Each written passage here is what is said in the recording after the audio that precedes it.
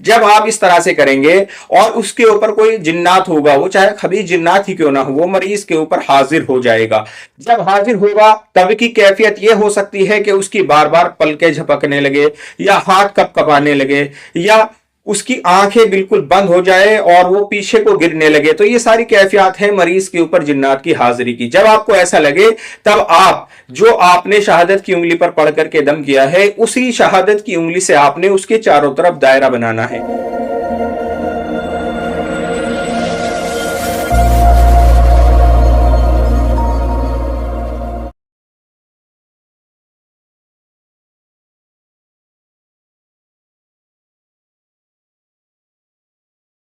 अस्सलामु अलैकुम।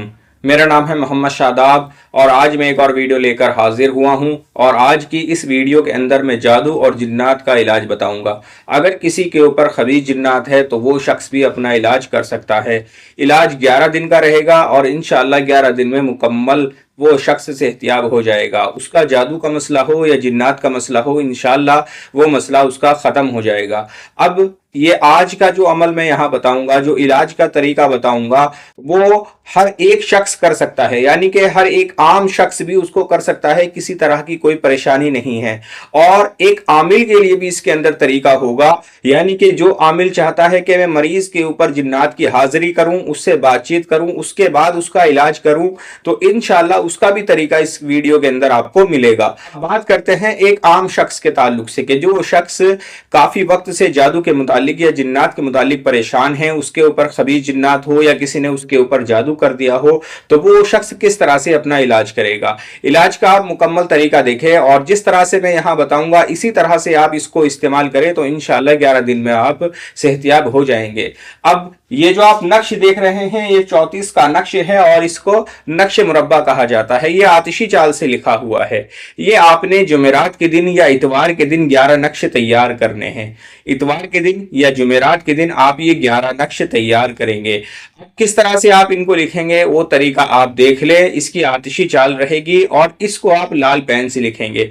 जब आप ये नक्श लिख रहे होंगे तो आपका रुख मशरिक की तरफ होगा। अगर आप जुमेरात के दिन लिखें या इतवार के दिन लिखें, सूरज निकलने के 10 मिनट बाद आप इस नक्श को लिख लें। ये 11 नक्श लिखें। तरीका आप देखें, ऊपर आप लिखें 786, 16 खानों का बॉक्स बनाएं, यहां से इसको भरना शुरू कर दें। 1 2 3 4 5 6 7 8 9 10 11 12 13 14 15 16, इस तरह से ये नक्श भर दिया। उसके बाद आपने यहाँ ये तिलिस्म लिखने हैं, जीम दाल अलिफ अलिफ, जीम दाल अलिफ अलिफ, दाल और हा, इस तरह से ये लिखेंगे और नीचे लिखेंगे बिहक्के या बद्दू या तनकफील। इस तरह से ये 11 अदद नक्श तैयार करेंगे। 11 अदद नक्श तैयार करके इनको फलीते की शक्ल देंगे। इधर से इसको मोड़ना शुरू करना है। एक नोक इधर बनेगी और एक नोक इधर बनेगी। जो इधर की नोक होगी उसके ऊपर आपने निशान लगाना है, यानी कि इसको निशान लगाने के बाद इधर से जलाना शुरू करना है। चिराग में रख करके आप इसको कड़वे तेल में जलाएंगे। कड़वा तेल जैसे कि नीम के तेल में आप इसको रोशन करेंगे और मरीज इसको कम से कम 40 मिनट देखता रहे, यानी कि ये नक्श चिराग में रखकर 40 मिनट आपने रोशन करना है। मरीज इसके सामने बैठेगा और अगर उसको कोई परेशानी होगी तो वो बस तब तक होगी जब तक ये नक्श जलता रहेगा। जैसे कि सर में दर्द होना या शरीर के ऊपर वजन होना, कांधों पर वजन होना, ये बस तब तक रहेगा जब तक ये नक्श जलेगा और उसके बाद वो बंदा नॉर्मल हो जाएगा। एक काम आपने ये करना है। और दूसरा काम इसके साथ में आप ये कर सकते हैं कि एक अदद नक्श आप अलग से बना ले और इसको तावीज की शक्ल देकर के उस मरीज को पहना दे। एक ये काम करना है। और इसी के साथ में 11 दिन आपने क्या करना है, आपने 400 ग्राम पीली सरसों लेनी है। पीली सरसों आप 400 ग्राम लेंगे और उसके ऊपर 40 मरतबा आयतल कुर्सी पढ़ेंगे और आयतल कुर्सी 40 मरतबा पढ़ने के बाद उसके 11 हिस्से कर लेंगे और रोजाना घर में उसकी धुनी देनी है। को अच्छी तरह से सिलगाना है और जब वे अच्छी तरह से सिलक जाएं उसके ऊपर आपने जो पीली सरसों के आपने 11 हिस्से किए हैं उसमें से एक हिस्सा डाल देना है। इसी तरह से रोजाना 11 दिन तक आप इस तरह से करेंगे और वो कोयलों की राख और पीली सरसों की राख आप एक जगह इकट्ठा करते रहें। 11 दिन के जब आप ये मुकम्मल अमल कर लेंगे उसके बाद उस राख को किसी चलते दरिया में डाल दें। इस तरह से आप 11 दिन ये अमल करें और अगर किसी वजह से मरीज को कुछ तकलीफ और बाकी लगे, यानी कि मरीज को लगे कि अभी मुझे कुछ परेशानी हो रही है, तो वो दोबारा से इसी तरह से 11 दिन के नक्श और बना ले, तो इंशाल्लाह उसका ये मुकम्मल इलाज हो जाएगा। अब दूसरा तरीका कि जो आमिल चाहता है कि मैं मरीज के ऊपर जिन्नात की हाजिरी करूं, तो वो शख्स क्या करेगा। अब इस बात को अच्छी तरह से समझिए कि सबसे पहले आपने क्या करना है। मरीज को आपने अपने सामने बैठाना है, इस तरह से एक नक्श तैयार करना है और उसका नाम, उसकी वालिदा का नाम इसके नीचे लिखना है। उसके बाद इस नक्श को आप मरीज के हाथ में दे देंगे। और ये सारा काम करने से पहले आप एक काम अलग से करेंगे कि आयतल कुर्सी 7 मरतबा और चारों कुल 7 मरतबा पढ़कर अपनी शहादत की उंगली पर दम कर लेंगे। उसके बाद ये नक्श बनाकर उस मरीज के हाथ में दे देंगे जिस तरह से मैंने बताया है। मरीज का नाम, मरीज की वालिदा का नाम लिख करके ये नक्श मरीज के दोनों हाथों में दे और मरीज इस तरह से इस नक्श को पकड़े रहे।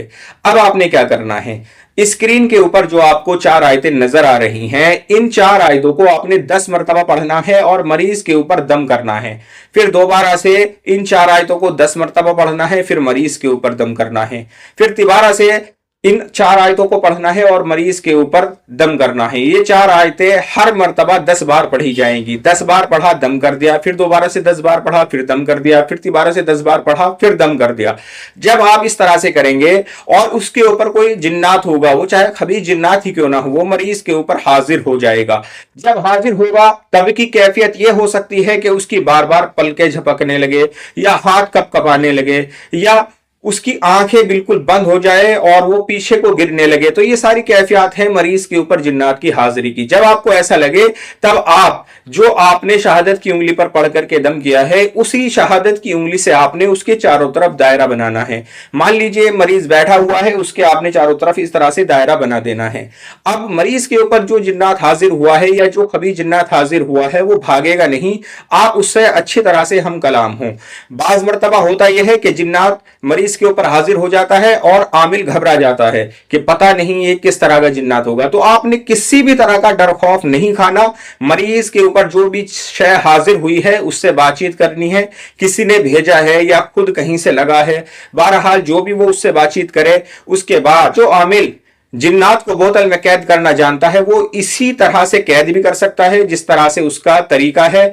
और जो नहीं जानता तो मैं डिस्क्रिप्शन में वीडियो का लिंक दे दूंगा। जो तरीका मैंने बताया है हाजिरी के बाद जो जिन्नात को कैद किया जाता है वो तरीका आपको मिल जाएगा। बहरहाल जो जानता है वो अपने तरीके से उसको कैद कर सकता है और जो नहीं जानता तो उसको क्या करना है कि उससे बातचीत करके उसको कहे कि आप जा सकते हैं। उसके बाद दायरे को काट दे, पहले दायरा काटे उसके बाद कहे कि आप जा सकते हैं। अब दायरा काटने का कोई मसला नहीं है, जो आपने दायरा बनाया था उस पर बिस्मिल्लाह पढ़ के बस इस तरह से एक निशान लगा दे। उसके बाद वो दायरा कट जाएगा। जो मरीज के ऊपर जो भी शय हाजिर हुई है वो चली जाएगी। जब वो शय जाएगी तो मरीज 5 से 10 मिनट के लिए हो सकता है कि बेहोशी की हालत में आ जाए। अब अगर वो शख्स उसको बिना हाजिर किए अब उसका इलाज करना चाहता है कि जो भी शय इसके ऊपर थी वो हाजिर ना हो और इसका इलाज हो जाए, तो जिस तरह से मैंने इलाज बताया है इसी नक्श के जरिए से आप उसका इलाज कर सकते हैं। 11 दिन आप ये नक्श बना करके दें, ये सरसों आप उसको इस्तेमाल कराने के लिए दें तो इंशाल्लाह मुकम्मल 11 दिन में उसका मसला खत्म हो जाएगा।